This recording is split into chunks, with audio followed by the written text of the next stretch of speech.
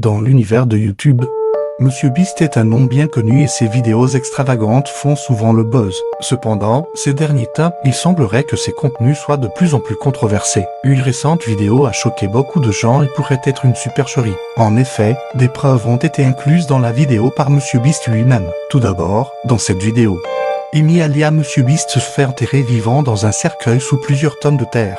Pendant une semaine entière, il est inutile de préciser que cette vidéo, qui repousse les limites, a enregistré un nombre impressionnant de vues. Tout d'abord, le cercueil dans lequel il se trouve est complètement hermétique, sans aucun conduit d'air visible. Selon des calculs réalisés par des scientifiques, le pourcentage de dioxyde de carbone augmentera progressivement à chaque expiration de MrBeast, rendant l'air potentiellement mortel une fois qu'il atteindra les 4%. Cependant, si l'on prend en compte le volume d'air du cercueil et la quantité de CO2 expirée par minute, il est difficile à croire qu'il ait pu survivre pendant 7 jours entiers sans atteindre ce seuil critique.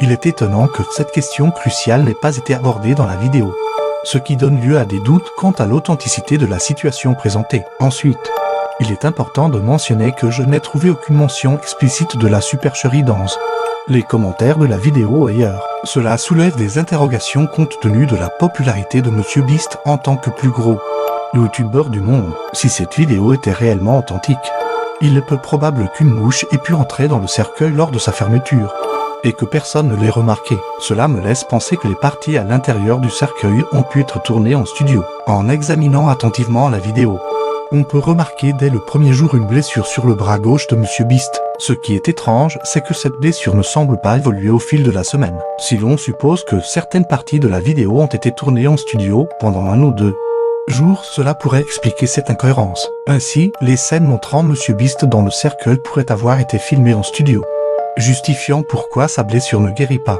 Enfin, bien que cela puisse sembler anecdotique, il est surprenant que MrBeast se soit mis en danger de façon aussi extrême sans raison apparente. En tant que jeune multimillionnaire en pleine expansion, il aurait pu choisir de réaliser des vidéos moins risquées, telles que Ferrari vs déchiqueteuse. De plus, il a déjà évoqué avoir refusé une invitation à bord d'un sous-marin dans le passé, ce qui souligne sa conscience du danger. À sa place, piégé par le besoin incessant de repousser les limites, j'aurais préféré éviter de me mettre en danger pour le simple objectif de générer des vues.